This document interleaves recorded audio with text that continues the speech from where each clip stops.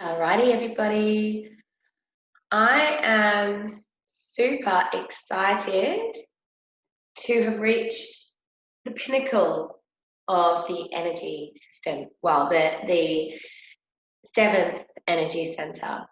So we have lots and lots more energy centers. We've got the eighth, which sits above the crown and it goes up towards our own soul star.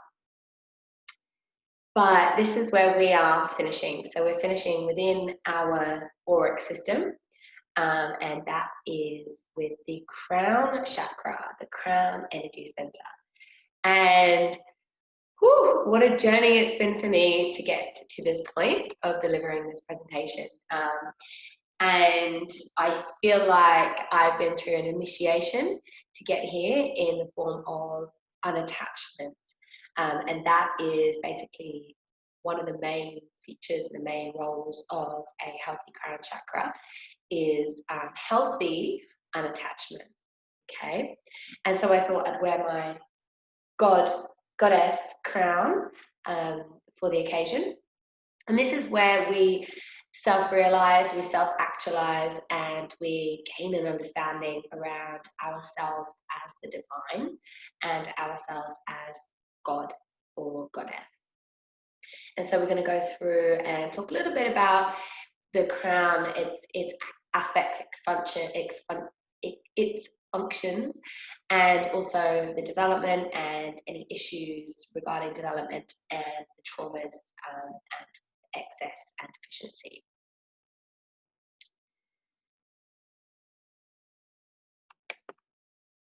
So,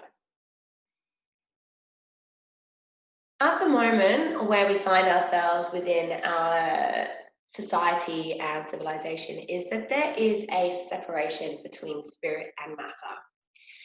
And Western civilization, so we're not talking about Eastern philosophy, we're not talking about yoga here, we're talking about Western civilization. It's founded on the belief system that spirit and matter are separate and distinct.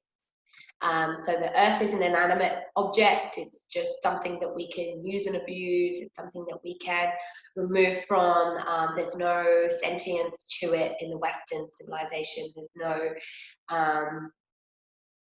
there's no offerings to the spirits of the earth, and there's no sacredness around the earth as our mother.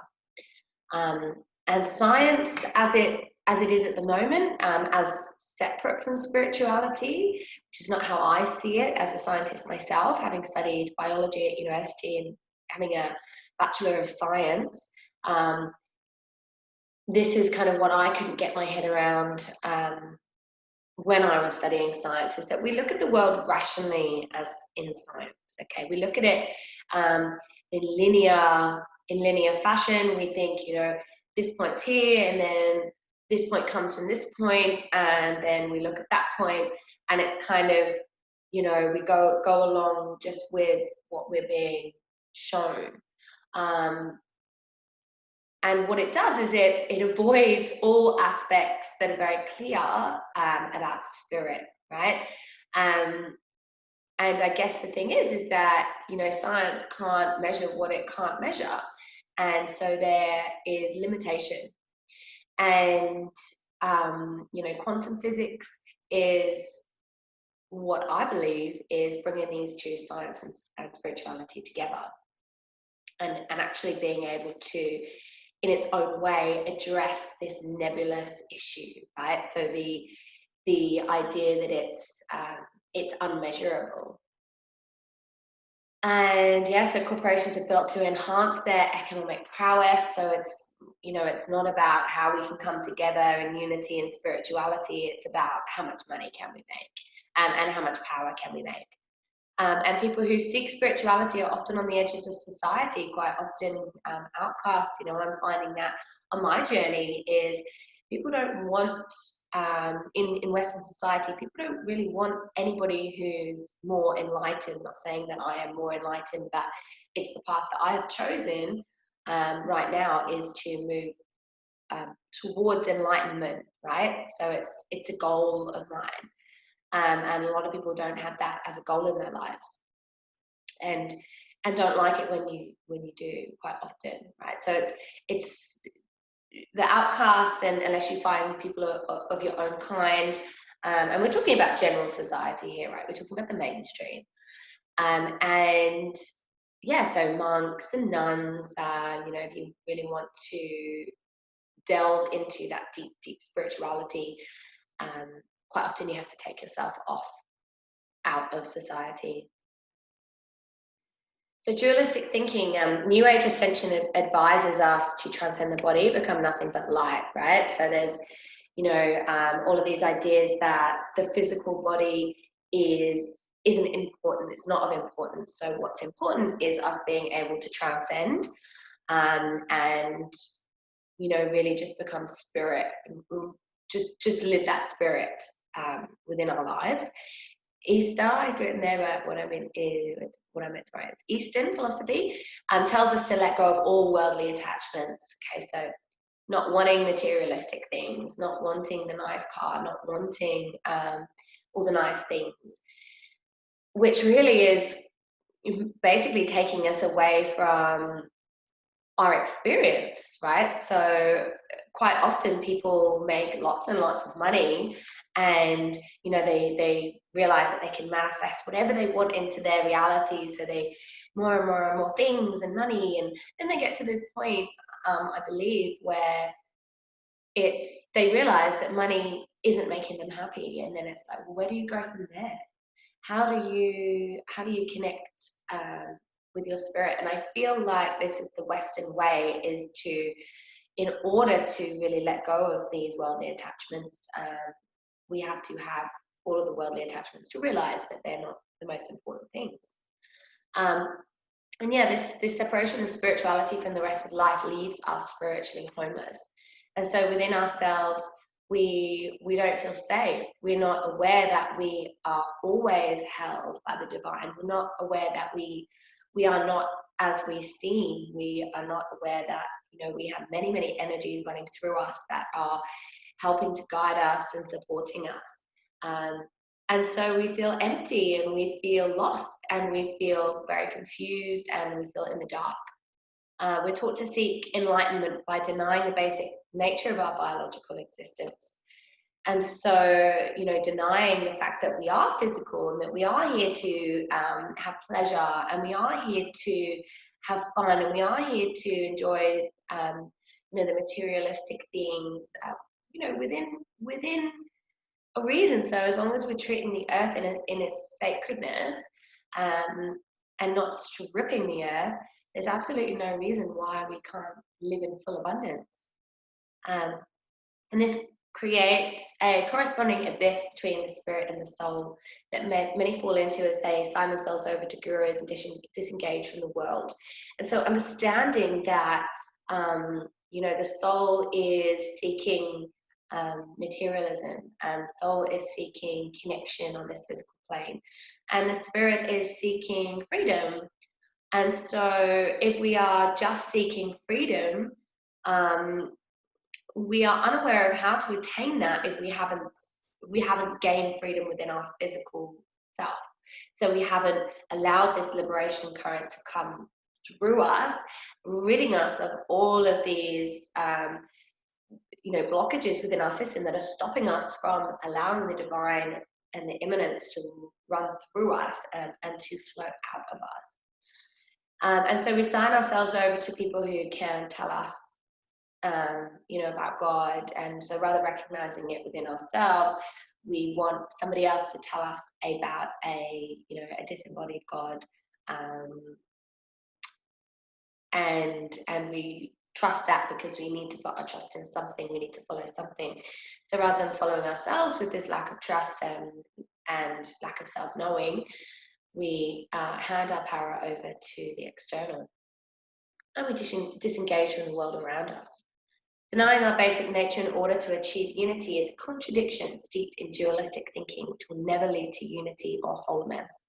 So denying our physicality, and denying our sexuality, and denying our own power, denying the power of our own heart, denying the power of connection,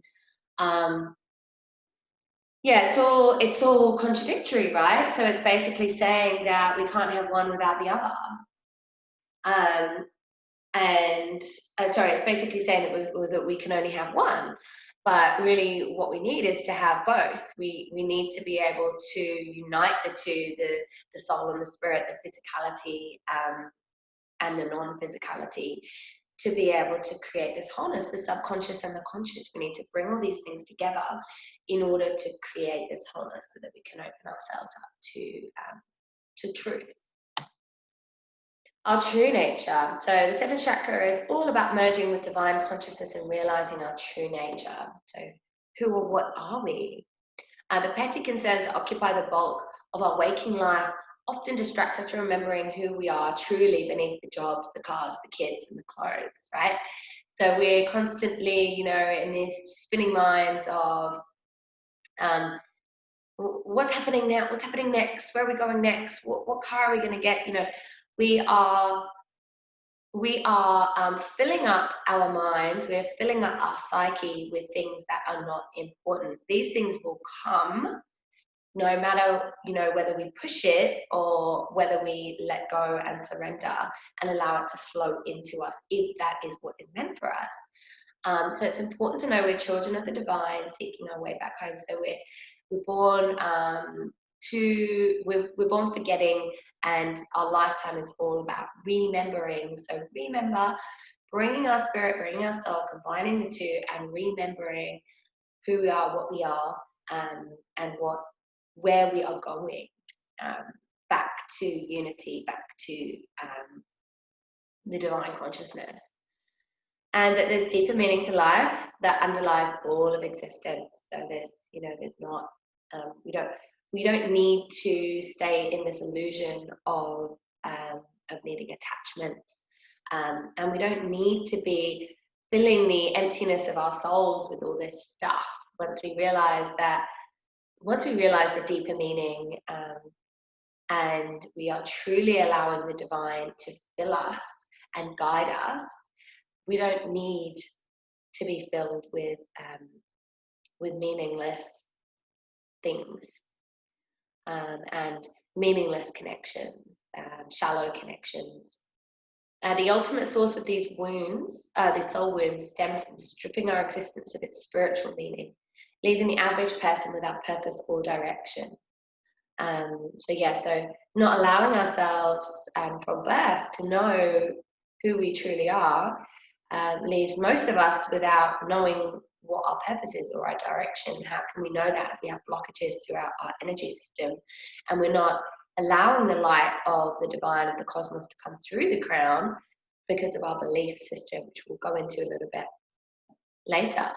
So to arrive at the fully blooming lotus crown chakra, our stem needs to be connected all the way down to earth. So our aligned energy center, the stem, the core of our energetic being, needs to fully be opened at the crown and allow that energy to fully come down, be able to go straight down through the system with no blockages, all the way down into the earth, and make sure that we are fully grounded in this physical realm, this physical existence, with our roots secure, safe, knowing that we belong, knowing that we're here for a purpose, knowing that is our divine birthright to be here and have self-realization.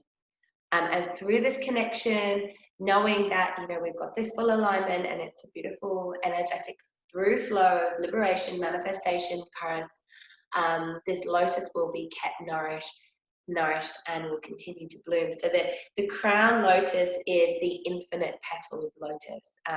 And if you've ever seen it, if you want to look it up or something on Google, it just shows it opening and opening and opening and opening and opening and opening. But in order to allow this to continuously bloom, it needs continuous energy to allow it to do that. So nourishment through energy.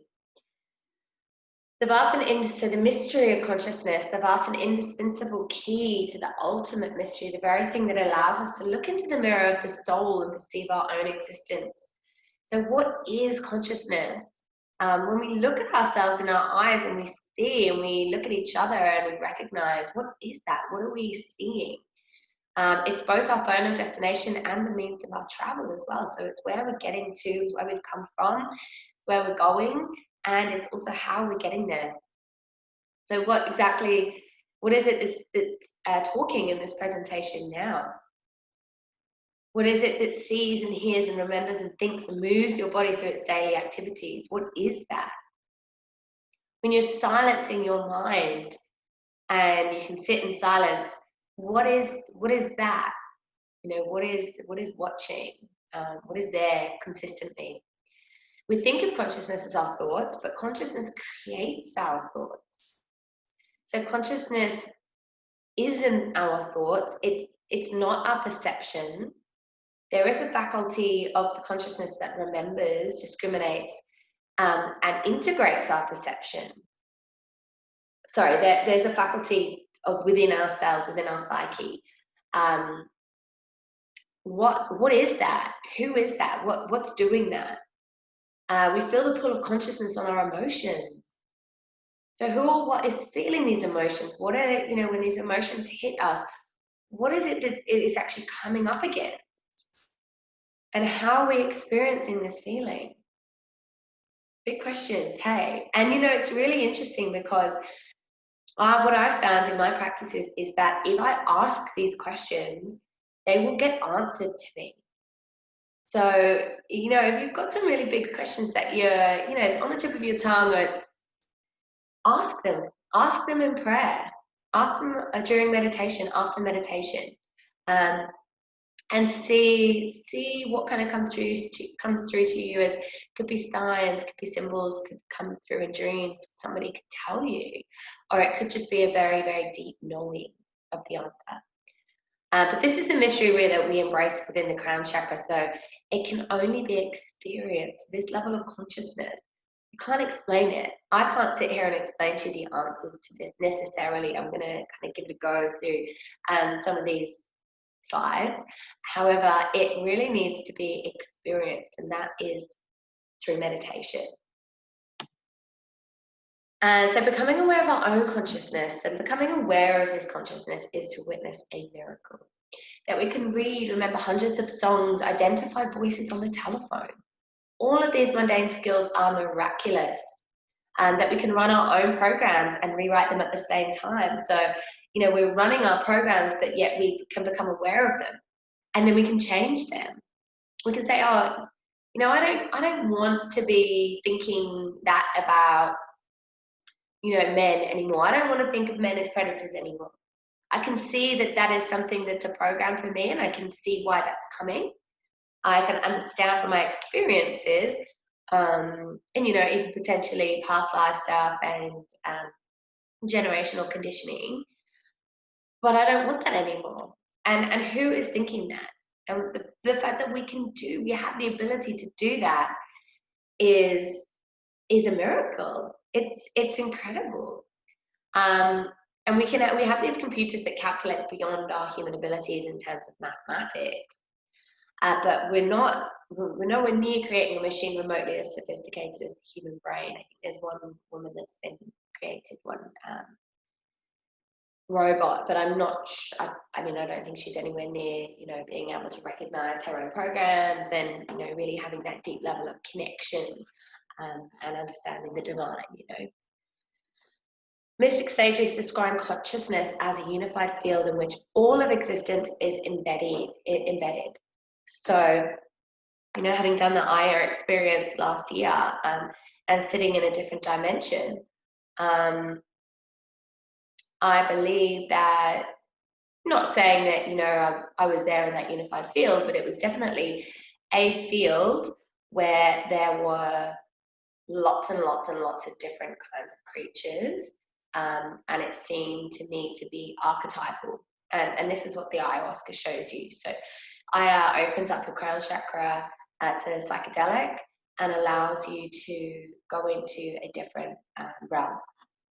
And I believe that, you know, our existence is embedded into that realm. So like the hologram, you know, when I was there, it was like It was all very, what's the word for it? You know, like geometrical, and it looked like holograms. It was like lots of lines, blue, very grid-like, very like light grid. And our existence is embedded into that. So it's like we have the light grid running through us, and then the 3D element is added onto it to give us this sense of reality as we know it.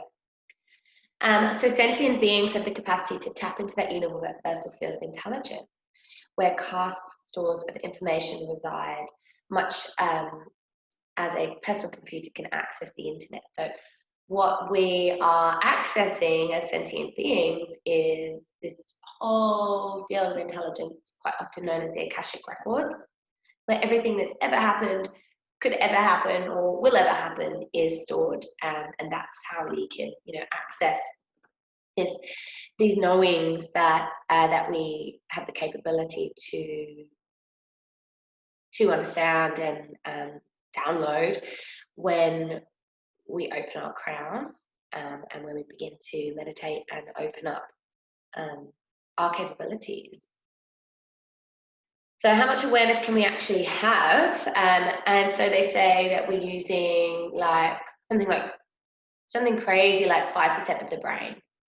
And this is because I believe generally as humans, what we're doing is we're trapped in this state of survival, or we're trapped within our emotions, or we're trapped in needing power, and we haven't gone through the mirror wall into the heart space. And at that point, you know, it really expands and opens up and allows this through flow up to the crown chakra, or full lotus blooming. So most people are blooming probably at, you know, 5% of the amount that they could potentially bloom within the lotus. And it depends, you know, how we tap into, depends on our apparatus. So a monkey cannot tap into the same magnitude of consciousness as a human.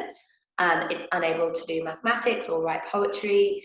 And opening the crown chakra is about expanding our awareness so it can embrace a larger portion of the universal field of consciousness. And how much sense does that make, you know? It's not that one person is more capable of accessing it than the other. It's that it depends on how much work we do on our actual apparatus. And that gives us such incredible hope for humanity, in that if everybody learns to be able to expand their apparatus and really have it at full working capacity, you know, we can tap into the limitless possibilities that are available to us if we so are able. Diving into the river of consciousness. I love this as an analogy for consciousness. It's so good. So if we imagine life in all its complexity as if it were water flowing in a riverbed. So we've got life running along. We can illustrate each of these levels as distinct operating systems that organize information and experience, right? So, and so if you're in an operating system that's rational, okay, you're just like, I'm just going to observe life and, you know, just really just act from a place of kind of control. I'm going to kind of dip my toe into life, but I'm not really going to throw myself in. I'm just going to do what I'm going to do because it's rational. I've been told that that's what I should do. Society says that I should do this, and then I should do that, and, you know, I'm going to study, and then I'm going to go to university, and then I'm going to get a good job, and then I'm going to marry, and then I'm going to. But, you know, life doesn't necessarily want that for us, right? And we can learn as much as we can from outside of the stream, but as we lean in closer to understand the deeper mysteries of life, we fall in. And that's what you guys are all doing now. You're all falling into the river, right? Unless you're already in there. I am 100% in the river at the moment, and it feels good. It feels really, really good. It feels like I have some control back. And I was just thinking about this as I was coming in. I was like, I don't know, you know, whether control is something, it's another one of those words, right? It's another one like manipulation. It's like, I suppose it's just creative control rather than, you know, trying to control out of fear and out of need. It's more just knowing that I'm powerful, or we are powerful. And once we immerse ourselves in the river, the perspective shifts dramatically. So this plunges us deep into the mythical system. We start feeling and observing, and we're experiencing, right? So we are, we're in the dream. We're recognizing the signs. We're recognizing our path. We're immersed in the flowing water. We're getting all of this information coming through because we're in it. And the river obviously has a life force of its own, and we have to become one with it. We have to merge. Or we can try and swim upstream, which I've tried to do, but we just get thrown back into the river, and it's way easier and way more fun to allow it to take us on its path. So imagine, you're going on some river rapids and you're trying to get back up it, because you're trying to control and you don't want to go down at the river's pace, but then you just let go and you bounce on the rocks. You're like, yippee! And sometimes, you can, bust your bum on a rock or something and it really hurts. It's really painful, but you trust if you just let go again. Again, we need to actually learn how to swim. So rather than letting the river completely take us with it, we need to learn how to avoid these rocks and these painful parts. So we don't actually know how to learn to swim, just like when we're kids, we can be told on a theoretical level, this is how you swim. But we actually need to jump in and do it ourselves and learn how to do it through being able to feel like, what happens if I move my arms this way? And if I make a bigger, breaststroke with my arms, how much further can I go? And in order to survive, we must become one with the force. But we must submerge ourselves. We must completely let go. So we want to become one. We need to let go, but we need to learn to swim. And this is the greatest challenge that we meet on the spiritual path. How do we become one with a greater force than ourselves without losing ourselves? Right? Such a huge question. It's like, are we desiring, or is what's desiring us? It's kind of like, it's this co-creation. It's the universe is giving us everything that we need, but we need to activate it. We can't just look at the opportunity and go, oh yeah, that'd be quite cool, but I can't be bothered, because we're never going to get to where we need to get to. So what do we need? We need our solar plexus. We need our solar plexus of will, of drive, and of action. And we need to engage our solar plexus. And this is why a lot of the inner work really works with the solar plexus to begin with, to actually activate this inner desire, this inner purpose, to jump in. And a lot of spiritual people were very much lost up in their crown chakra and don't have this personal power. So, they want to make a change, but a lot of them are very yin, sitting around talking about it, how beautiful it would be. It'd be lovely to kind of make a change and change humanity. But, where's the drive? Where's the action? Where's the will? Where's the doing? Where's the masculine? And this is the masculine. So the solar plexus is very masculine energy. It's the sun, it's fire. So we have to learn our relationship to the river and interpret all of our many feelings that tell us how to move between the rocks. So our sacral needs to be healthy. We need to be able to very much be in touch with our senses, very much be in touch with our feelings. So what are our feelings telling us about where we want to go? Again, it's moving towards pleasure and away from pain. So we're stuck in this pain loop of, oh, we'll just go towards pain because it's what's normal for us. Well, that's okay. We feel fine with that, stuck in this victim mode. We're never going to go with the flow. We're never going to merge, and we're never going to get to where we want to be, which is merging as one in the divine ocean. So merging into the we. So once we jump fully into the stream of energy flowing through our bodies and lives, we're forced to deal with larger challenges. Oh boy. We are forced to evolve, okay? So we are realizing all of our patterns. We are merging into the we are merging into the divine oneness. And at this point, we have to evolve. Some parts of us have got to be left behind. We cannot take everything through the keyhole. We need to leave what is not serving us behind. And we need to be brave, and we need to let go. We need to surrender. And so by this merging, not just jumping in, but learning to swim until it is a glorious, free-flowing dance, we enter the third level of consciousness, right? And so once we enter, we're learning to swim, and we're having a beautiful flow, and it's amazing, and we're kicking, and we're going where we need to go. At this point, we move into the evolutionary system. And this is the point where you and me become we, right? This is the expansion into the universal mind, the union with the divine, and the all-inclusive state of being, where system boundaries have dissolved and reformed to a greater and deeper whole. We do not lose the I, we reframe it. The I now includes the all. Isn't that beautiful? And so this is where we are evolving into. We are evolving as a species towards oneness.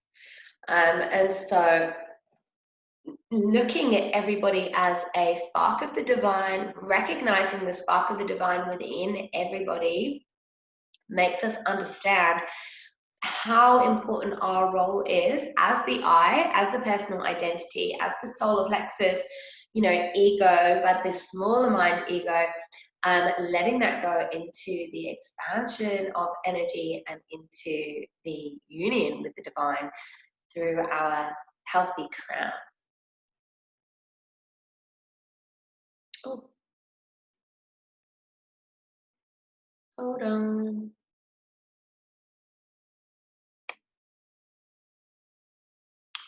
Where are we? Here we go.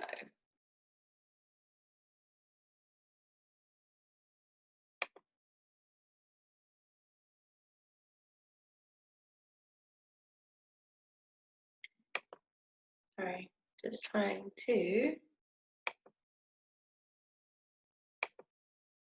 Right, just gonna pop it across.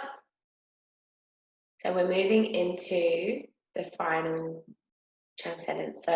So exciting to be at this point with you guys.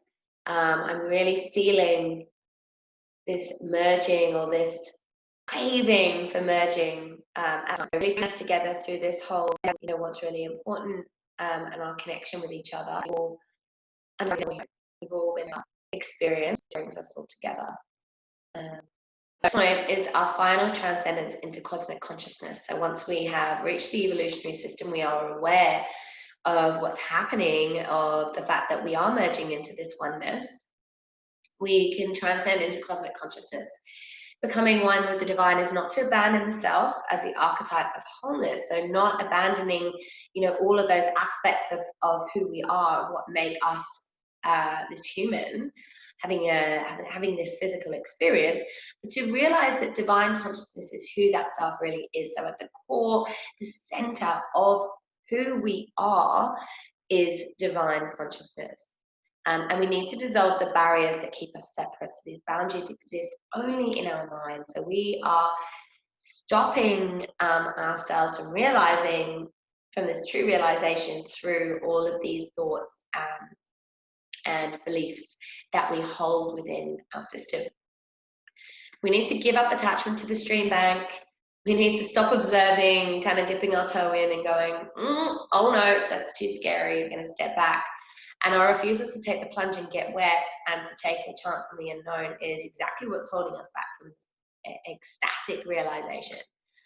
And we need to give up our clinging to the rational mode when it is unable to give us the deeper meaning of what it is like to be in the stream. So we're clinging to this rational mode. We want it to explain everything to us, For example, me explaining this to you now, if this is something that you haven't experienced on a deep level, then, it's really not, it's one thing because it's learning, but on the other side, it really has to be something that you experience on an individual level. Which is why we're going to move through some beautiful meditations this week, and to look at your bigger patterns, to see where you're still in that dualistic state. And yeah, we want to experience being in the stream. So the witness, yeah, we're going to do some witness work this week. So sometimes the consciousness within is called the witness. Everybody's probably heard of the witness. It sits behind our normal activity, watching without judgment the changing emotions. So if you've heard the analogy of meditation as a pond, and when we've got lots of thoughts and lots of emotions and lots of things going on, the pond is all stirred up. And what happens when we clear it is what's sitting behind. So it's that stillness. It's just that consistent observer. So if you do still your mind, what is there that's still there watching? So what is it that can still hear the fan going, can still hear the birds tweeting, is still aware, that real deep awareness. And it's something above and beyond the body and its experience. So when you do go into a state of meditation, and it feels, for me, for example, sometimes it can really feel like, that feeling when you're just laying down sunbathing and you've got the sun beating down on your skin and you're not thinking, and it's just like that, just relaxation, just complete surrender moment. And that's not part of the body. It's not really part of the experience. It really is just a deep surrender and letting go to the what is. And it may be the soul essence that's lived beyond this lifetime. That's what I believe. I believe this, this essence of the witness is what is a deep response of recognition. So if you come across somebody where you have that deep connection straight away, you're just like, wow. Something about that person, I believe it's, soul recognition, and it's witness, the witness just saying, know them, part of your journey, they've been part of your journey before. It may be divine intelligence that is larger than the self. So, it may well be, just full divine consciousness. It's not able to be really recognized at our level of recognition. It just is, it needs to be trusted. And yet to become aware of the witnesses, to become aware of the essence of us. Who are we? Who are you?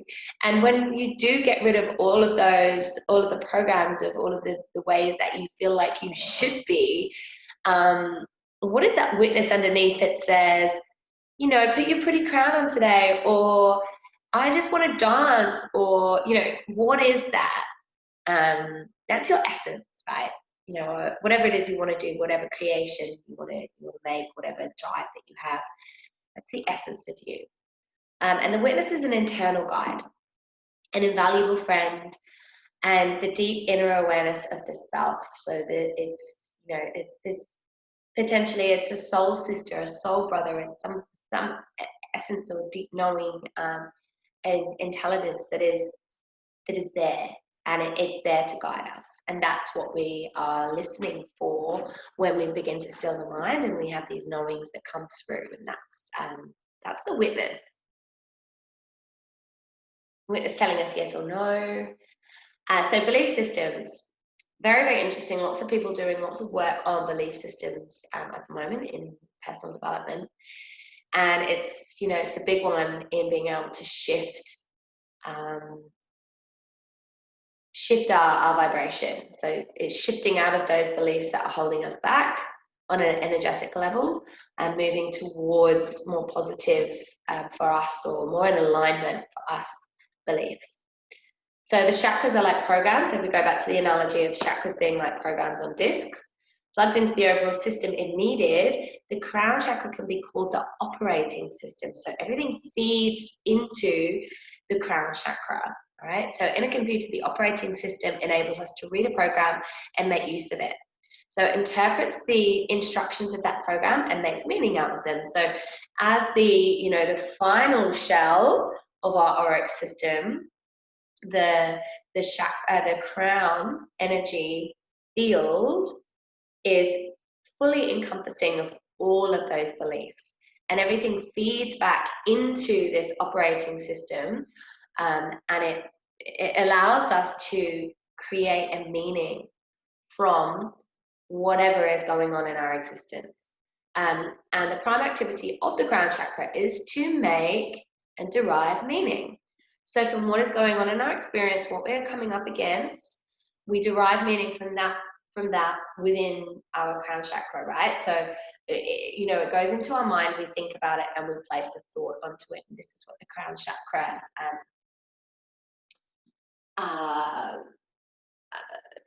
it's prime activity, right? And meaning tells us how to orient. So how to navigate through our lives is by how we take meaning from something.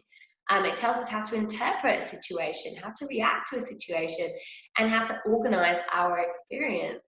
And so the crown chakra plays this vital role in telling us, what's going on for us, and whether it's something that we need to do or not do, or how we need to respond. Or I'll go into an example in a minute.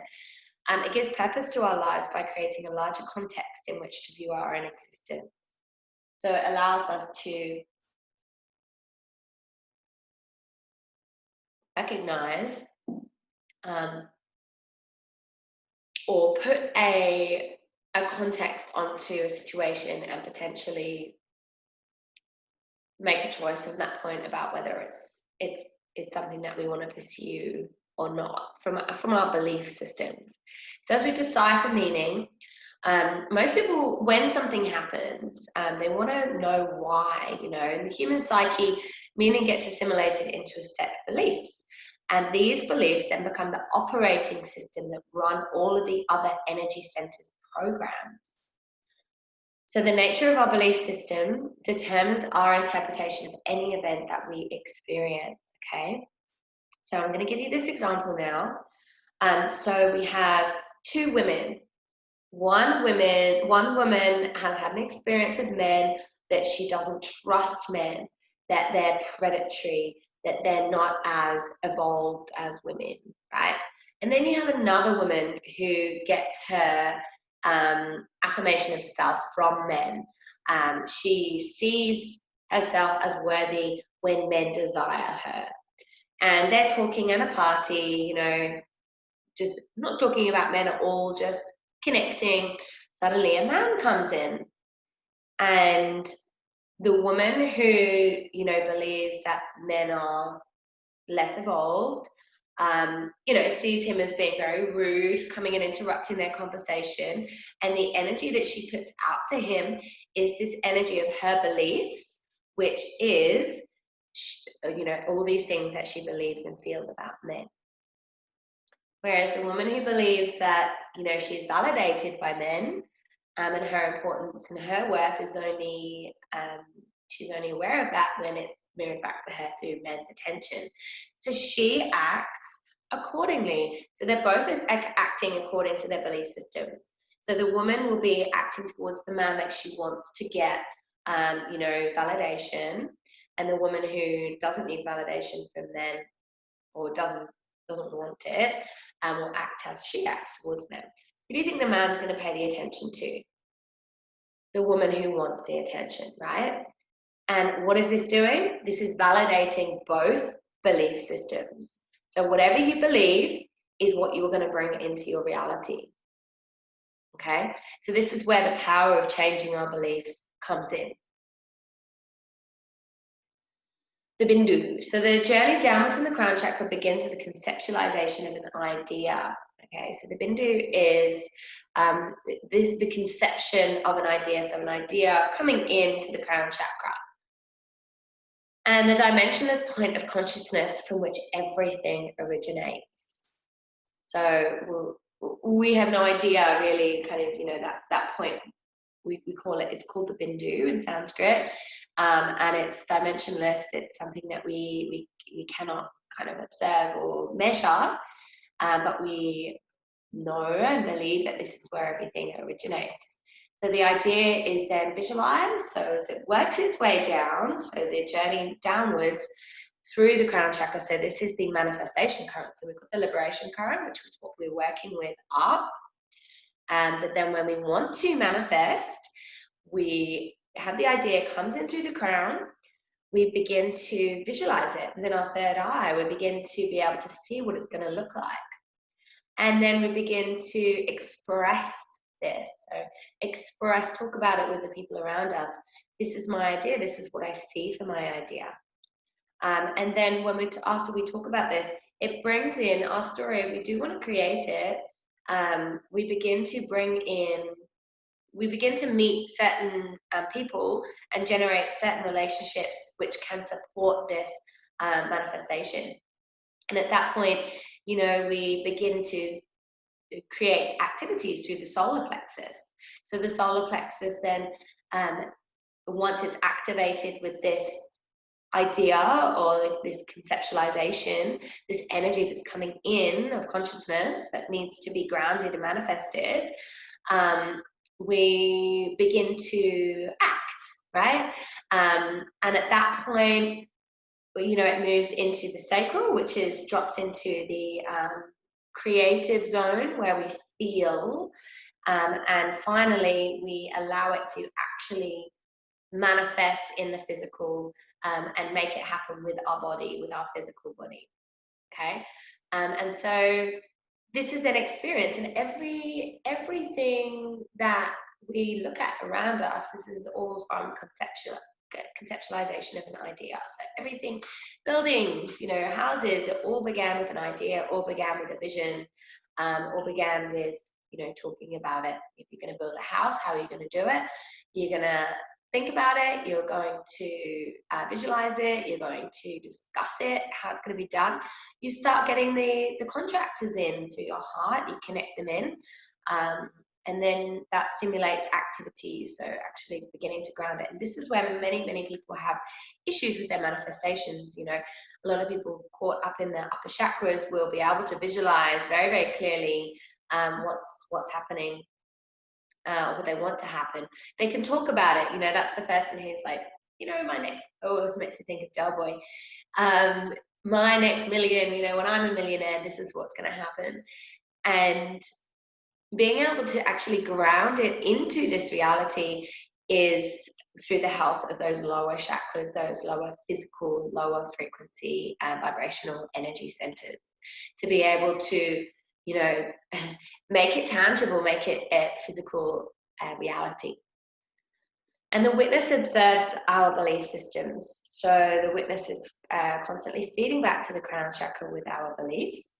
The awakened crown chakra questions any and all of our belief systems and is constantly reprogramming and upgrading the operating system that runs our lives. And so once we are awake and, like I said, you're thinking of men as predators, it's like, that's a belief. Do I want that belief? Or, for example, I'm going to talk about splitting up with my partner again. Do we have to not get on? Do we have to not be intimate? Is that a belief? And do we want to reprogram that? It's every single thing, every thought that comes into your mind, everything that you say, we couldn't possibly do that. Why? Why not? Where does that come from? And yeah, constantly upgrading, constantly up-leveling and recognizing where it's an up-level test, where we are being, given some kind of nervous system upgrade in terms of, is this something that you can handle? For example, like wanting to have an open relationship. Yeah, but can you really handle that on an emotional level? Can you handle that in your sacral feeling? Can you handle that in your jealousy, in your heart, in terms of your codependency, and validity of self, self-validation, self-worth. And so, yeah, really looking at those beliefs about yourself as you attempt to upgrade into the life that you desire, your highest version of you. So identities, each of the identities can be seen as a metaphoric layer of clothing. So each of our energy centers has an identity that we identify with. So the root energy center is our physical identity. We identify with the body's needs and abilities. So the physical body is oriented towards self-preservation. Okay, so a lot of people are stuck in this survival, in this root chakra space. And it's very much just about the body and self-preservation and yeah, like survival.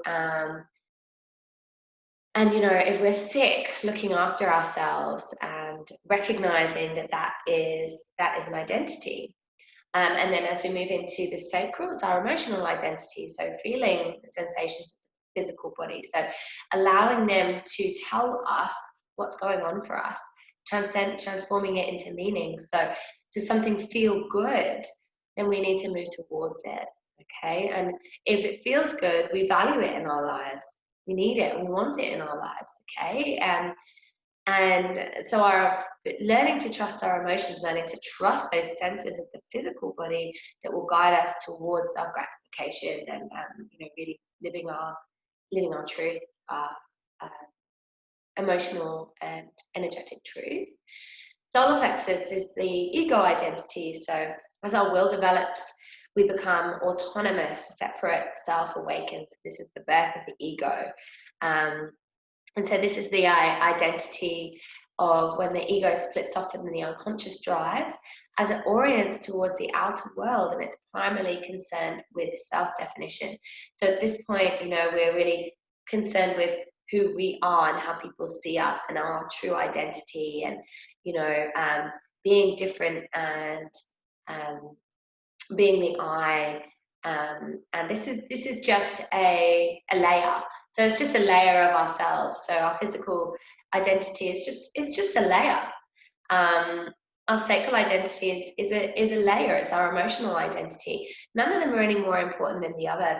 They're you know, they're all important, and we need them all at different times. We need to be able to identify with all of these different layers or dimensions of self.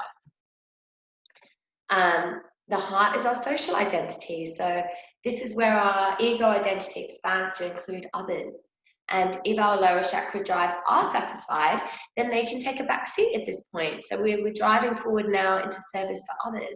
We're opening our hearts. We're recognizing what we're here to do is not worry about ourselves and our survival and, you know, our emotions and get caught up in, oh, well, I feel like this, I feel like that. You know, it's like, okay, I feel like this. We're so sure. This is who I am. We're so sure that this is our action. I'm going this way because I'm going to serve, and I'm going to, you know, share the love that I have in my heart with those around me. And the reflective quality of this identity is self-acceptance, which is essential for acceptance of others. So to be able to really move into this identity of social, the real social self, it means that we have to really fully accept ourselves. To be able to really be in, you know, of great service to the community, to the larger group. And the throat is our creative identity. So our awareness to the outside world has grown by this point, and we seek to make a contribution to the creative process in general. So however we do it, you know, through our art, through our, you know, through this kind of work that I'm sharing, or however it is that, you know, is our personal essence of creativity, this is what we're contributing through our throat chakra. So truly being able to express our essence, our identity, and our heart and our love through our expression. So through being able to connect in all these different ways that the throat energy center allows us to. So speech is just one, right? And communication is just one. So being able to communicate and through all these different ways of service and adding to the creative process in general, right? So we're all co-creators here together, creating beautiful humanity, creating life, creating existence. And it's up to us where we take it. And at the third eye, we have our archetypal identity. And this is where we begin to identify with the transpersonal and mythic forces that guide our world and lives. So we begin to recognize that, you know, it's not just us here. It's archetypes. We're not the first mothers. We're not the first healers. We're not the first, you know, these are archetypes. We're not the first teachers. These are archetypes that have come down, the energies that have come down in order to support our roles, in order to support, well, to guide us, right? So it's in order to guide our world, and allow everybody to learn, everybody to be nurtured and nurture, everybody to be able to heal, right? Once we're healed, we can then heal others. We learn through our own journeys what we're here to offer. And as we see ourselves reflected in the mythic forces, we enter this transpersonal reflection, so we can really see ourselves in these external mythic forces, okay? And you know, for me, for example, I've just connected with an Egyptian guy about what's her name? She's the goddess of fertility and motherhood. And he connected with me on Facebook and said that, and this was this week, a crown chakra week where I'm opening up to the divine, that I have some connection, I have some of her energy, and it really, really resonated. And, you know, being able to reflect these mythic forces, these energies that are around us and scattered within, you know, people like Jimi Hendrix, people like Bob Marley, you know, their energies have gone into, I believe, into thousands and thousands of people, and that energy is, you know, has come through to them from, you know, ancient energies. And once we realize this, we realize our own power, and we get this strength of power reflected back at us, where we, you know, have even more confidence to move on our divine path. And at the crown, this is the largest and final identity, and that includes all of creation, and it's the universal identity. So it's recognizing our place in the we, within the unity, right? So it's the you and I in the unity. And realization, so as our consciousness expands, our understanding embraces an ever larger scope. And we realize that we're part of the entire web of life. So, you know, there's no separation between us and the plants and us and the trees, and there's no separation. We are a continuous energetic field that's running out all through creation. And this vast identification can only occur through consciousness itself, through information, right? So information. So this is in the physical form. We identify with consciousness through the physical form, and recognize ourselves as spirit, having this beautiful physical experience where everything's tangible. And it's like, you know, what's more important? Is it the larger understanding, or is it really finding the divinity in the everyday things that we have available to us to look at and enjoy and experience on a day-to-day basis? And each of these identities is a belief system and a means of interpretation, right? So in the universal identity, the operating system transcends all of these interpretations and simply witnesses the incredible dance of the cosmos. So once we reach this point where we have this universal identity, and, you know, we can slip in and out of this. So if we were to be in there all the time, we'd be fully self-realized, fully self-actualized all the time. And, you know, most people don't reach that stage. But once we do, if we do get to that point, then we're not really in any of those lower identities. We are just truly recognizing ourselves as oneness. And realizing one's universal identity requires a foundation of the lower identities to be in place. So we have to have really strong and healthy, activated energy centers on the below, so that we can really have this through flow of energy, expand our energy on the internal. So attachment demon is the demon of the crown. So the attachment, oh goodness me. So this is a really, really, really, really big one. Okay. And once you do reach this point, maybe some of you have, maybe, you know, you haven't, or maybe you've recognized it within yourself. But it's really important to be able to let go. Okay, it's really, really important to be able to trust and surrender to the universe and say, I'm not gonna, I'm not gonna try and control this, because I'm gonna really understand that what is best for me will come to me. And while attachment is necessary for making and maintaining commitments essential to the lower chakras, so we need to be able to, really do what we want to do what we feel to do. We feel to do something and move towards something, that's great, But if it needs to be a balance, because this can inhibit our ability to expand in the crown, so to really open up to the divine and allow the divine to kind of come in and guide us. And so attachment's a slippery demon. So it's one that we can't live without, because we need to keep this healthy attachment to our loved ones, to our goals, and to our agreements, right? So if we just say, oh, that's okay, I'm just going to completely renounce my family. That's all right. I'm just going to forget that they exist, and I'm going to go live in a nunnery up the road. I'm not unattaching. We can't do that, right? Because this is actually looks more like letting go of responsibility. Okay, this doesn't look like unattachment. This looks like irresponsibleness. Attachment is our way of not trusting in the universe. So rather than unattachment in the way of just renouncing everything, it's more just saying, okay, well, I'm going to unattach from how I expect something to be, or how I expect something to roll out.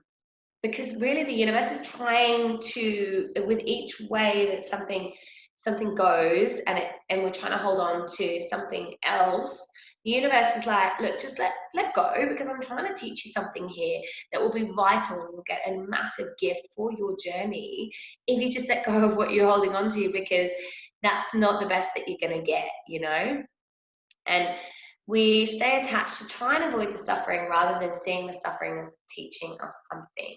So people don't want to suffer. People don't want pain. People don't want suffering. So they stay in situations that they're not happy, and they numb themselves in the process to try and convince themselves that this is what they want. And suffering is seen as something bad, whereas actually, for me, from my experience the last 2 weeks, wow, I knew I was going to come out the other end, and I was feeling it, and I was crying, and I was releasing, and I was suffering. And there's no two ways about it, like if any of you guys are parents and you've been reading this, going on a bear hunt, but you can't go over it, you can't go under it, you've just got to go through it, right? And that book's turned up in my life over the last 2 months, and I keep reading it to the kids, and it's just this mantra. You have to go through it.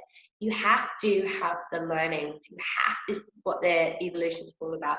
You have to experience, you have to learn, you have to, you have to go through it, right? But we're letting go in the same process. So it's just like, going through it, like we're going down the river. We're like, we don't know where we're going. We don't know. This is rapid. This is crazy. I'm trying to kind of kick, because I see a big rock over there. So I'm just going to kind of try and avoid that. But this is actually really quite painful, Maybe I'll jump out for a bit and have a glass of wine and just sit on the bank and just observe what's coming up for me for a bit. Oh, like it's really becoming so aware of the process that it's like, your expectation is no expectation. So it's like you're expecting the unexpected. I'm just going to let that land, because really it's a big one. We have so many expectations on things and how we want things to be, and once we let go of that and understand that what we're going to be getting is unexpected, but it's going to be fucking amazing, it becomes a lot easier to go through these times of suffering. So attachment says we know what is best. If it does not allow the humility to open up to something larger. So this is it. So we are stuck in our ego. We're attached. We're thinking that we know what's best, and we're not fully surrendering. We need to be humble. We need to completely bow down to the divine and say, okay, actually, you know, you have this, or whatever it is, the witness, or whatever. It's a much, much larger perspective on what's happening in our lives and what we could be calling in as our highest potential. So moving through attachment, yeah, this has been my process. Don't fight it, okay? Just let it take its course. It's not going to be something that you can avoid. It's just something that you really need to go through. But what we can do to try and to try and gain some understanding of what we're going through, we can look at what purpose is it serving? What is the pain that wants to be soothed? So from my experience with my ex, it's like, wow, I didn't realize that I really needed validation for my work. Wow, I didn't really realize that I felt really unattractive. Wow, I didn't realize I felt still so unlovable. And I can go into that. I have the power to go into that. I don't need him to sit there and go, oh no, but I do love you. Because that's actually not really going to make any difference on any dimension of me. It's maybe just going to fill my heart up for a minute and go, oh, thank God. Oh, thank God he loves me because I don't love myself. You know, no. Why? Why don't I love myself? That's what I've been going into. And so this loss is pushing us towards something. And what does it push us towards? What's it pushing us towards? What lessons are we learning from it? And addressing these underlying needs will ease our attachments to what we cannot have. So recognizing that potentially, you know, we're not that compatible. And maybe I've been holding on to something that hasn't been serving either of us. Maybe. I don't know. I'm just completely surrendering at this point now. And letting go. So we can also become attached to a belief system.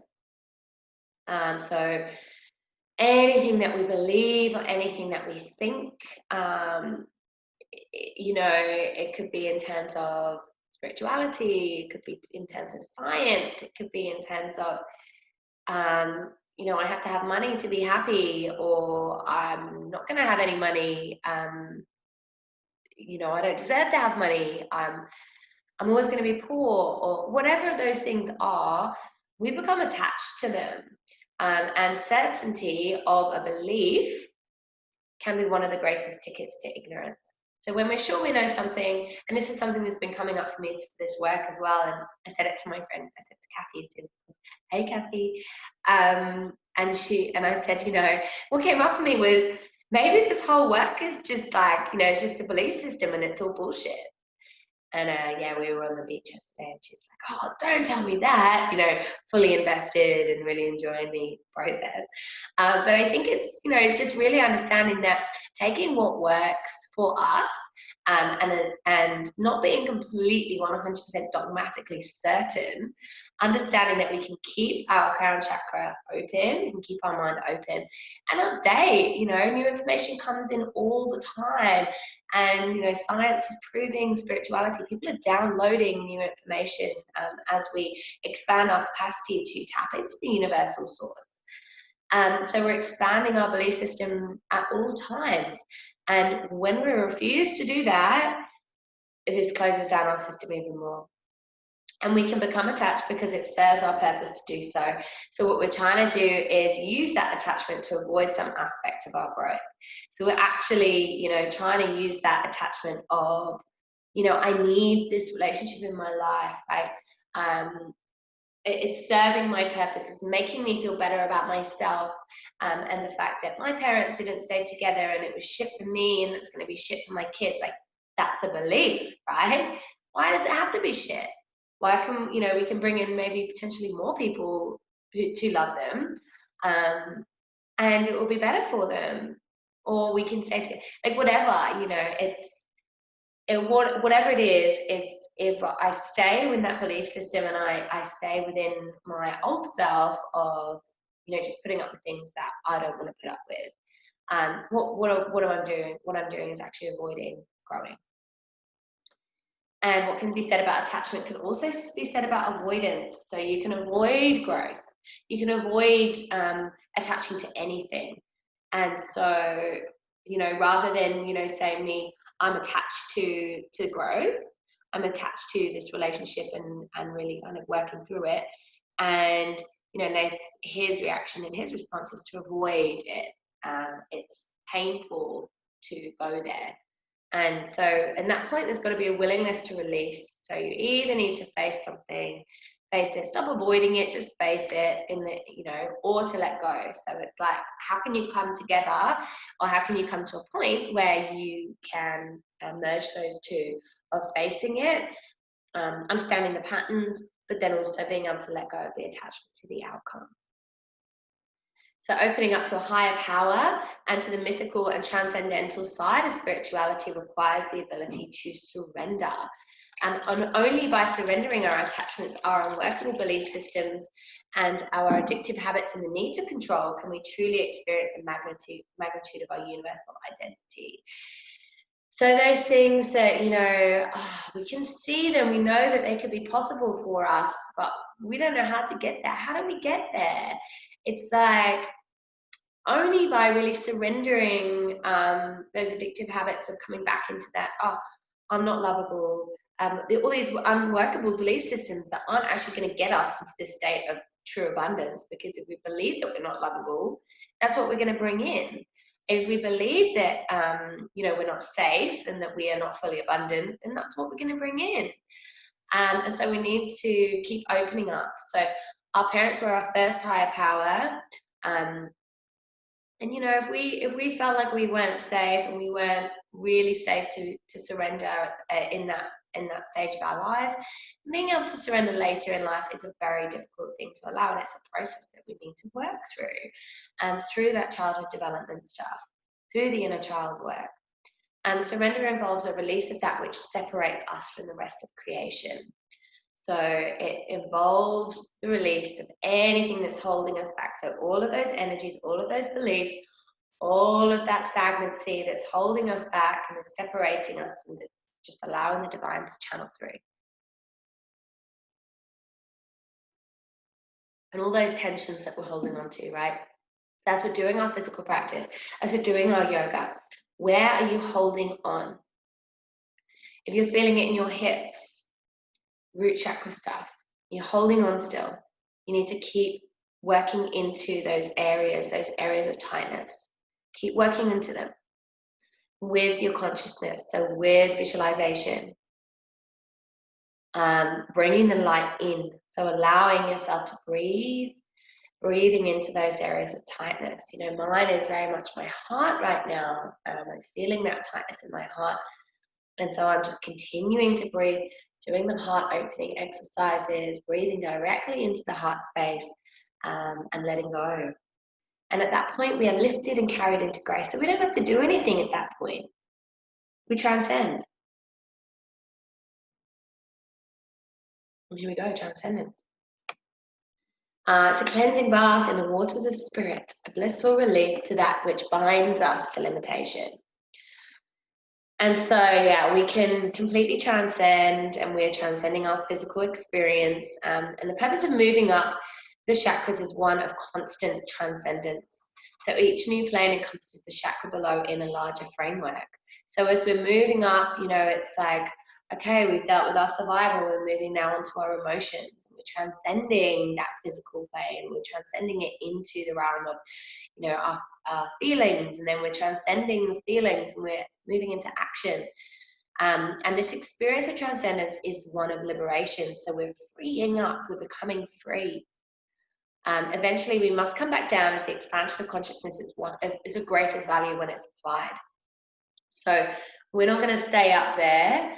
We need to truly do what we're here to do, which is to manifest, which is to live this physical experience to the greatest of our potential. What is the greatest thing that you want to manifest? What is your biggest dream? What has been your biggest idea that's come through your crown chakra? You know, like that is what your potential is. And all of those, oh no, I couldn't do that because of, oh no, I couldn't do that because of, oh well, I couldn't possibly do that. They are your beliefs. Okay, and we're going to do some work on that this week. And so immanence is the light of the divine shining within. The divinity of the self in its wholeness. So when we are whole and we're, emanating light because we've filled ourselves up, where a lot of the darknesses have been cleared, those stagnancies and those tight places have all been opened, and we are truly in our highest state of vibration. What is shining out? It's the divine and the divinity of the self in its true wholeness. And creation is the expression of the divine and is often more profound, more refined and detailed. So as I was saying, we're here creating and being able to create artwork, being able to, do gardening, being able to, do yoga and be so intricate with our body and feel. It's such a profound experience to experience these details of creation, and in comparison to source itself, which is vast and it's abstract and it's hard to pin down, and it's so amazing when you're experiencing that in meditation. But then how beautiful is it to come down and listen to some music? So it's this just beautiful balance of transcendence and immanence that we want to kind of get to within our experience. And to receive this, to achieve transcendence is to enter the realm capable of embracing the whole. So being able to bring the divine state of awakened consciousness down into our bodies and act upon it is to experience transcendence. So we're bringing as much consciousness as we can, and we're also, transcending the matrix of what is possible, right? So we are acting upon this consciousness that's coming through. We're trusting it, and we're saying, hey, I'm gonna make this happen, right? I don't care what any of you, matrix blue pill people say, or is it the red pill? I can't remember, about it not being possible in this physical realm. Anything is physically possible, right? And within our limitations of the material, and gravity and solidity, but whatever we want to create and achieve is possible. And so we are transcending those ideas of limitations. So here we go. So embracing the God and the goddess. How would you behave if you knew you were God? How would you treat yourself? How would you treat other people? If you knew that you were God and you were wandering around and you could connect with people and make them feel divine just by your energy, just by being with you, they might not respond well, but it's part of their puzzle, of their steps forward in their life if you can, shine some divine onto them. What kind of consciousness would you hold about your smallest actions? So this is, real mindfulness, enjoying every single moment, enjoying and being aware of not being lost in your mind, not being lost in your beliefs or your worries or your concerns or your feelings, and this doesn't feel right, but I don't know what to do, and I'm worried about money and all of these things, like distracting you from, hey, you just walk past like this most beautiful plant, or hey, you just have that cup of tea without even tasting it and really enjoying it, and getting every single last bit of pleasure out of it. So what kind of consciousness would you hold about your smallest actions if you knew that they influence the entire rest of creation as well? So we are ripple effects. So everything that we put out there and all of our energies, like, what kind of importance would you put onto that? Big questions. Our divinity is often forgotten or buried under shame or doubt, confined by the boundaries of the personal ego. So we think this is how we should be. We've got our identity, that's who we are. We've got our reputation. We're like, I'm happy with this reputation. I don't want people not to like me. If I do this, then, people might not like me, or people might not respond, or and so the divine in us that says, no, come on, do that thing, is often forgotten, or suppressed. And the concept of being an actual god or goddess opens us up to greater divine force and to a position of greater responsibility. Okay, so we understand that we are conscious co-creators and we are part of this bigger picture of evolution of humanity. And we need to set up, right? So we need to actually, understand that we are gods and goddesses and we aren't here to be downtrodden. We are here to rise up, arise as people in unity, come together and move forward as the divine wants us to move towards collective evolution. The sense of responsibility requires enormous commitment to consciousness. It requires us to pay attention at all times. So it requires us to go, okay, what's the divine telling me to do now? Not, oh, I'm going to do this because this is going to make me look good. And this is going to make, no. We're going to get lessons around that. We are straying from our path. We need to really come into our truth to be able to hear the witness, hear consciousness talking. I'm getting really passionate because this is my jam. I love this stuff. And so becoming the God, so embracing the deity within and realizing that it is always present. So this is how we become the God.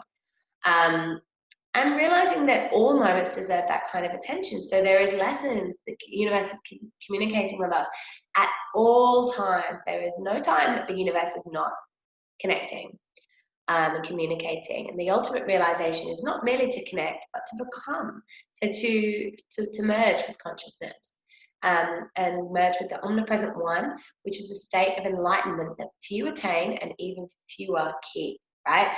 So this is that merging. So this is that coming into that full oneness, that full unity, and understanding that, that's not necessarily going to happen for us in this lifetime. For most of us, it's too far out of sight to even glimpse, not us because we're doing this work, but for many, the majority of humanity at the moment, it's too far away for them to even see that it's a possibility, let alone be there, be in that merging state. But to consciously embrace divinity in its infinite manifestations on a daily basis is this act of worship. So it's sacredness, it's sanctity,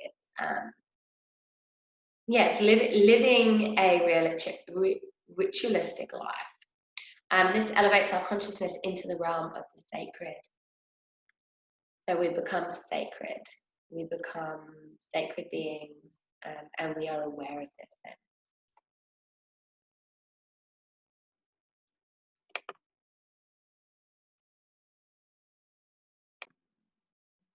All right, just had a quick toilet break. And so moving on to the development.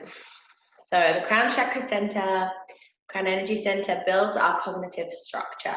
So it builds our set of beliefs, our understanding of the world, so how we respond, what we think comes from this energy of the crown, our ability to question and our ability to think for ourselves. And there's no concrete development stage for this, as it happens in different ways from the moment of birth until the day that we die. So the blooming of our crown chakra is occurring throughout our whole entire lives. And the main activity of this cognitive structure is learning, okay? So building up our cognitive ability. And through learning, we expand our horizons, we master our relationships to objects and persons, and we grow towards understanding and wisdom. And learning constantly adjusts what we know and constantly upgrades our cognitive matrix. So if we are, we're not stuck in this one way of thinking of, this is right, this is wrong, but we are open and we're opening to learning constantly and learning new things to be coming in, we are, we're upgrading the matrix. We're upgrading our full potential.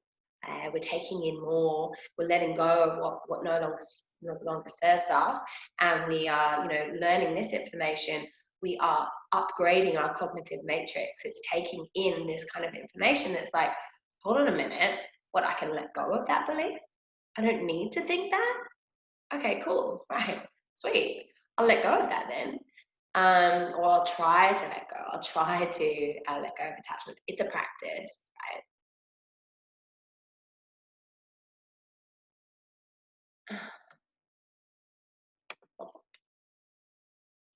And so, yeah, our spiritual awakening. So, in the seventh chakra stage, we consciously crave a deeper understanding and connection to the underlying fabric of existence. And this is where the spiritual awakening that begins with basic questions such as why are we all here and what does it all mean?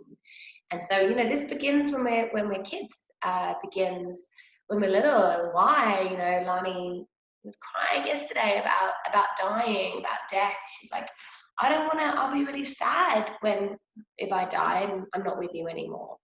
And this is the beginning of, when she's 4, this is the beginning of asking the question of, you know, who am I?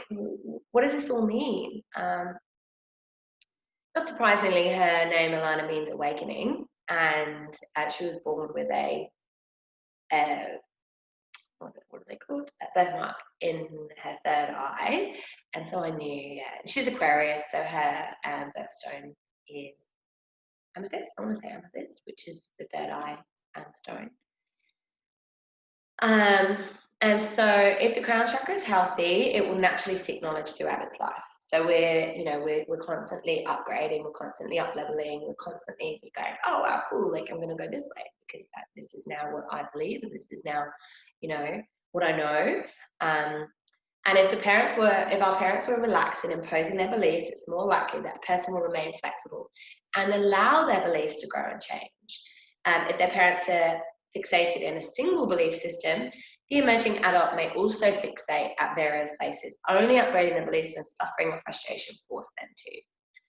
Yeah, and so, you know, if we believe certain things, it's like we really have to go through these stages of evolution to force ourselves to upgrade these beliefs. For example, the happy ever after situation, like, not saying that that was what my parents fixated, but it's, you know, it's a single belief system, and that's what I've been fixated on, and I've been through suffering and frustration to show me that that's not the way. It's not the way for me, and yeah, having to really upgrade that as a belief within myself, you know, has been quite painful.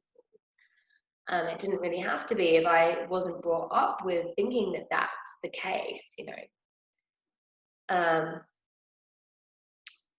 So yeah, for my example, like, my dad was a really like strict atheist. You know, he's written books on how God doesn't exist, and so I was brought up thinking that, you know, God didn't exist, and we were just this physical. I used to have dreams of, like, when we die, we just die, and we're worm food, and infinite and infinite and infinite. You know, this is my little me trying to kind of like rationalize this thing that I was being told, that, like, on this really deep knowing level, being an essence and a soul, I knew was not true. And it's not surprising that I've had to go through all of the trials that I have to become this very spiritual, spiritually aware person that I am today. And the difference in the 6th and 7th energy center awakening, so we've got this awakening in the third eye, you know. The 6th chakra identity is searching for the archetypal meaning. So there's who am I in the greater scheme of things? Who am I? So it's still in the ego, it's still in that dualistic, because it only goes into oneness in the crown. And so within the 6th, it's still dualistic, it's still the archetype and I, you know. Who am I? Where do I sit in this relevance of existence? But when we move into the 7th energy center, there's a shift beyond the ego, and the search for meaning goes above and beyond the self. It's not who am I, but it's what does it all mean? What is this? What is this unified consciousness? What is that? You know, what is the divine that runs through me? Myself as a god. You know, how's this spark of me as a god? You know, what does that mean? And so, yeah, 2 very important: recognizing the self, and then recognizing the we, the unity. And development for our children, very important. So most of this happens when we leave home. So the best we can do for our children is lay the foundation for the crown chakra, so that, you know, once all the the learning and everything continues throughout life, and they're really kind of making up your own mind when you get to adolescence, and it's like, oh, you know, this is what I believe and this is where I'm going to go, because you're fixed in that kind of looking for identity, pulling away from parents, quite often rebelling against what your parents said. So a really beautiful way of doing it, rather than being dogmatic in this is the, you know, it's stimulating the intellect. So it's laying the foundation. So we do this by stimulating the intellect and giving as many opportunities as possible for learning information. So allowing them that, you know, that they can question, and it's asking them to question, you know. So when my little girl asks me that, I'm like, what do you believe? Where do you believe you go? What do you believe happens? And, you know, supporting the value that gives. So the value of learning, the value of thinking and questioning.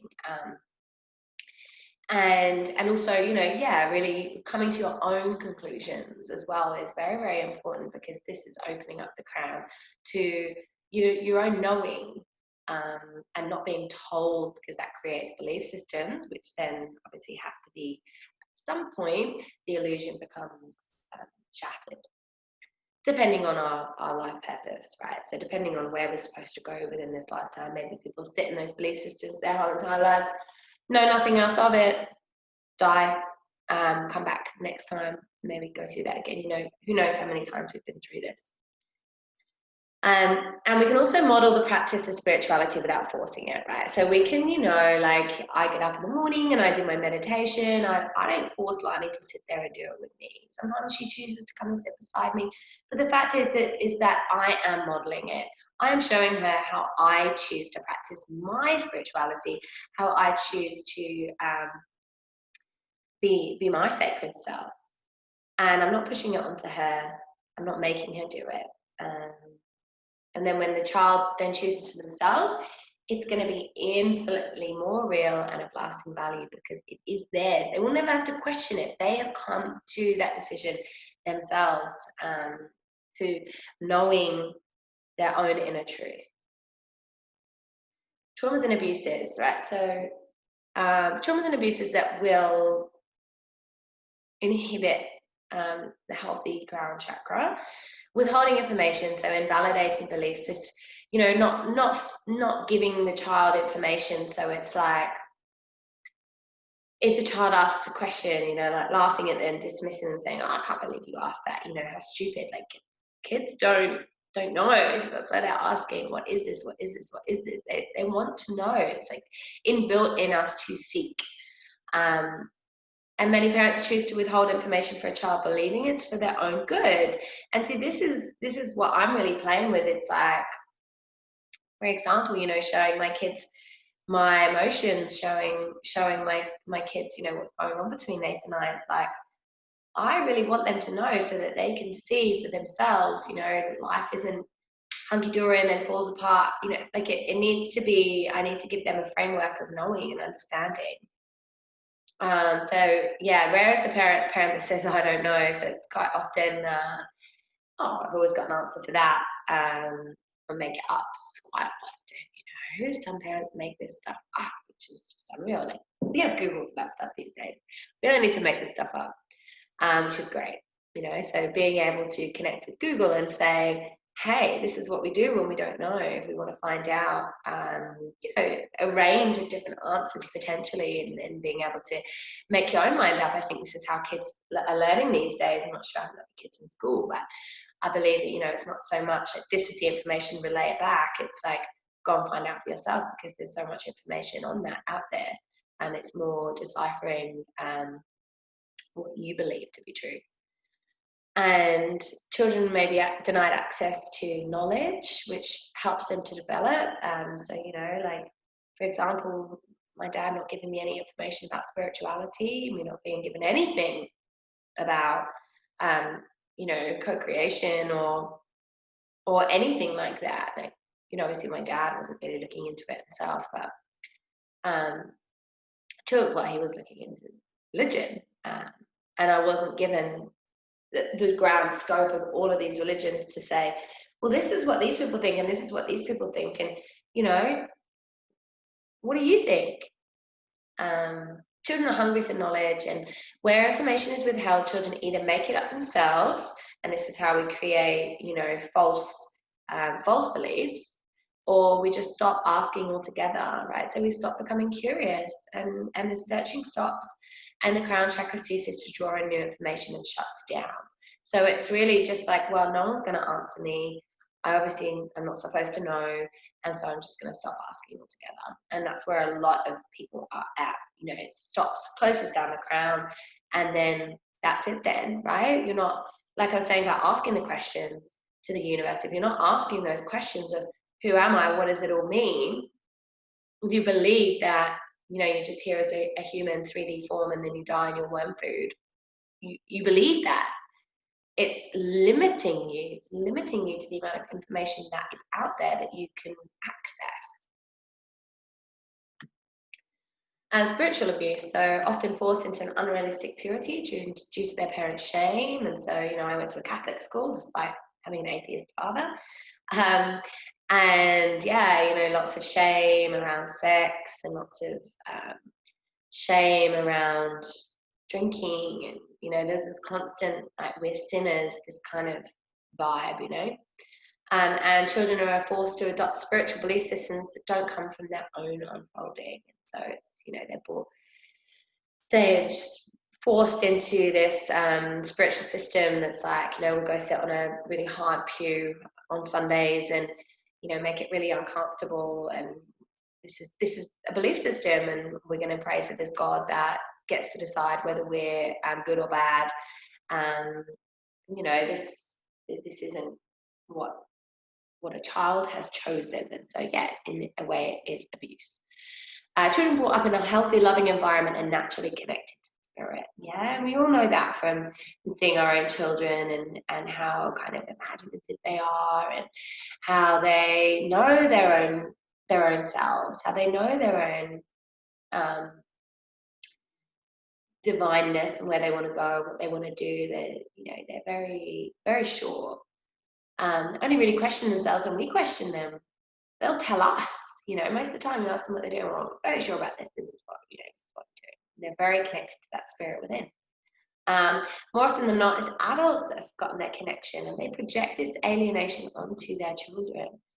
And so, yeah, a lot of the time, when adults have gotten their connection, or the fact that they are spirit, they project how lost they are within themselves onto their kids. And so their kids grow up like that, and then we're just in this continuous chain of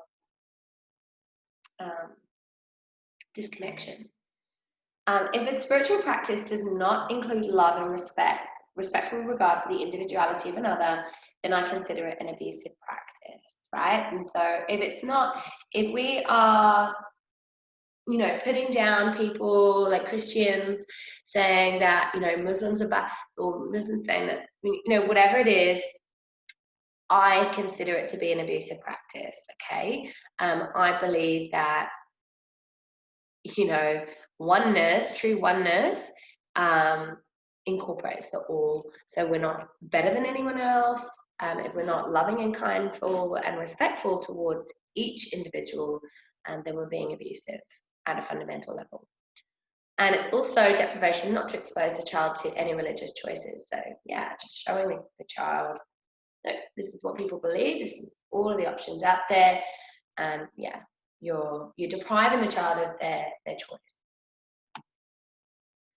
So deficiency, what it looks like. So the crown chakra is closed down, and the liberating current cannot finish its journey, and we fail to achieve freedom. And so, this is the final crown, the crown jewels. We want them to sparkle. We want the energy to be just coming up and allowing that lotus to bloom, so that we can bring in that manifestation current, and bring in that knowing, bring in the information, bring in the ideas and the passion, and more and more consciousness. And so if we have a closed crown chakra, we might have got all those lower chakras, probably not, but if we do have all those lower chakras clear, energy centers clear, and the current is coming up, but the crown chakra has got all these beliefs imposed, it can't finish its journey, and quite often it ends up stuck in the mind of belief. I can't do this because this is what I want to do, this is what's telling me to do, but I can't do it. The transformative energies that rise through the body cannot come fully into consciousness and do not get realized. And patterns in our lives will repeat over and over again as they continually try to come to consciousness. Without the awareness of the crown, we are more likely to be ruled by our subconscious.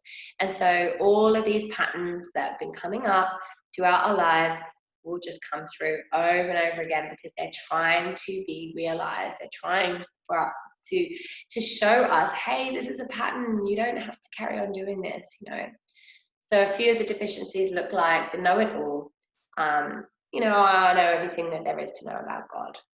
I don't need to know anything else. I know everything I need to know about science. I don't need to know anything else. Obviously, how can one claim to know all there is to know about the infinite? Not possible. It's infinite, right? And so opening up the crown, we've got a deficiency when we are not able to know that there is infinite amounts of information that is wanting to come through. So the need to be right, the people who would rather be right than happy. So these people who, in a dinner party and they have to be right, and people are kind of responding to them like in a negative way, but they're not really sensing it. They're not aware. They haven't got that full consciousness down, so they're not aware that this is what's happening, that they are, not forming connections with people because they would prefer to be right. And this is very, very over intellectualized people have usually got deficiency in their crown chakra, stuck in their minds. Failure to learn. So learning is a process of incorporating change as a result of experience, and without the liberating current, it may be difficult to change. So again, we are stuck in our patterns. We're not learning from them. We're just like, oh, that happened again. Not like, oh, well, how is this pattern showing me more about myself, and where can I learn a bit more about myself and potentially change, So without this coming through, it's going to be difficult to understand and withhold new information as well. So there's people who are constantly a bit perplexed and I don't get it, those kind of people, and a lot of learning difficulties as well comes from this deficiency. Belief in limitations, so belief becomes a self-fulfilling prophecy. How can we know all the possibilities in an infinite universe? And so, deciding that that there's a limit on, what we can achieve or what's possible for us, it becomes a self-fulfilling prophecy. We won't ever achieve it if we don't believe it's possible. Spiritual skepticism. If we cannot open to spirit, we cannot trust a higher power or open up to the unknown. So, so if we don't believe that it's possible, the most important thing is to open to spirit, to believe. And once we believe, the possibilities are limitless for where that belief can take us. And in an excess. So it's not too open, but this is the one that wears in over intellectualization. So this is overly invested with energy that's used as a defense. So the person who's out of touch with their body, or who feels powerless or lonely, and maybe out of necessity, sending the unresolved energy up into the crown. And so they're not connected with their physical body, potentially, very, very ungrounded, so that energy is being sucked up towards the crown, and there's an excess of energy there in that center. But it's not open, it's just excess. So it's like just going round and around, it's on a loop. And so over intellectualization, so I think, therefore I am. So it's very much caught in the thinking mind, thinking that, their thoughts are who they are, and therefore the more they know about certain topics, the more important they are. Spiritual addiction in some cases, spirituality becomes a way to escape. So been there, done that. Endless sacrifice can produce a high as well as an ego-inflating righteousness. And so, you know, those sacrificial, the Christians who go around and they renounce all of their worldly goods, and they've got this kind of ego-inflating righteousness that they're giving and giving and giving and giving and giving, and it's an addiction and it's an escape from reality, and it's not kind of living in this physical realm of really being able to experience all we're here to experience. Feeling overwhelmed, too much information, anything without proper order can result in overwhelm, right? And so quite often, you know, if you've got a big project ahead of you and you know you've got all this information and you've got to put it all together, and it's you feeling that overwhelm, and it's like, how can I just really like let it flow? How can I just unattach to the outcome of this and just allow it to come out as it should, you know? And at that point it's going to happen and unfold as it needs to. And excess energy flowing to the crown results in confusion, frustration, dissociation. When this is chronic, these states become part of the operating system. And the crown goes into a state of rapid free spin, and we have an excess of energy in the head, but we can't think straight. Who's been there? And yeah, you know, at that point, it's very important to unattach. And the more that we can unattach to those thoughts, meditate, the more that we can come into that space of thoughtlessness, no thought, observing the thoughts, knowing the mind, and then clearing them, understanding that everything happens in timing, letting go, surrendering, lack of attachment will clear the crown energy center and slow it down. So stopping it rapidly free spinning. And psychosis arises from a vast range of causes. So when overwhelm becomes severe, the organization of the operating system may break down entirely. And so it's just rapidly spinning, and then it just breaks down and it's just completely disordered, very sporadic. There's no flow. It's like, oh, I've got to do this, that, you know, I've got to do, and it's very much based on, you know, on the beliefs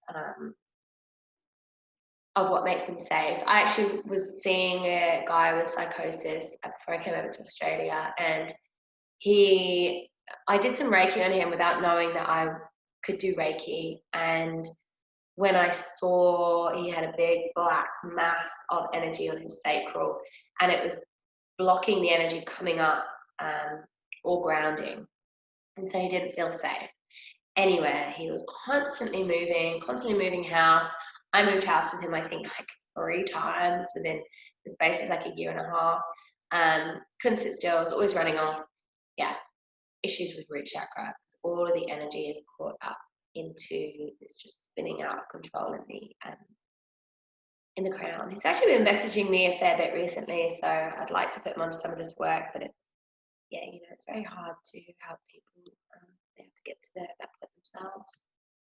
And in balance, it looks like ability to perceive and analyze and assimilate information. So bringing the information in and just going, is that something that is going to add to what I'm learning? Is it something that's contradicting? Or how can I, you know, bring that into what information I'm learning, and, you know, what I believe already? Like, how can I adjust and adapt, right? Intelligent, thoughtful, aware, open-minded, and able to question. Yeah, beautiful aspects. And very spiritually connected, so understanding the God and goddess within. Wisdom and mastery and broad understanding. So beginning to master all of those elements of yourself, and being able to see the patterns, being wise, you know, knowing when to talk and when not to talk. All of those things is just, yeah, really showing the crown energy center to be in balance. And physical malfunctions, you can, you know, just, if you know anybody with these kind of things, maybe you could potentially put them on to some of this work. So comas, obviously consciousness not running through anymore, the body is not active. Migraines, too much going on up here. Brain tumors, same energy masses, blockages of energy, amnesia, overwhelm, forgetting, and cognitive delusion. So, believing something that's not real, beliefs about things that aren't real. And that completes the Crown Energy Center. Woo-hoo. All right, guys, so we've made it to the final energy center. And so just thank you so much for joining today. And yeah, please make some, just some notes on anything that comes up for you. If you want to think about things for you, or think about things for your partners or family or children, whatever's happening for you in your life. And yeah, just do some journaling on that. And we're going to take it into the activities for the week ahead. So thank you so much. Namaste.